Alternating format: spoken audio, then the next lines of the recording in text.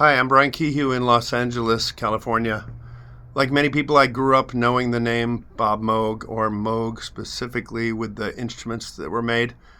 And of course, once you get to know the instruments, there's a backstory of Bob and his creations and so forth. But very much kind of an illusory, kind of mythical person. And then eventually at some trade shows, I ran into Bob. And at the moment, I think when I met him, he was not too happy, but it turned out that he was just shy. And I didn't realize that this man that seemed so iconic was actually more of a shy, quiet person than a crazy, wild inventor like I suspected. So it was great to get to know him. We soon became friends.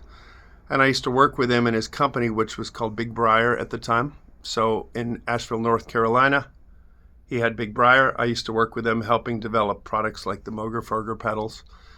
And eventually working with him as they developed the Voyager synthesizer, his first synthesizer in years, and then that became Moog Music again. The name came back. So we worked together on those kinds of things and trade shows, and collaborating with him was one of the highlights of my life. I do think that anybody that got to know the person behind the name and behind the instruments we all know and love, that you're mostly aware of the warmth and the good-natured character of Bob. He loved to laugh. He was a very positive person. And I think he was very sensitive too. I don't think he was a tough person.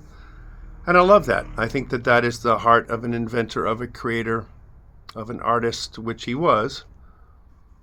He calls himself a tool maker sometimes, but I think that that is an art in itself. He's not just making an inactive, boring tool for other people to use. He was making creative things that solved a problem and allowed you a new doorway, a new way to work with sounds and music. So it forever changed my life, and knowing him was one of my favorite parts of my life. And I really do miss having him around. There is no one like him, and I'm so glad he came around for all of us.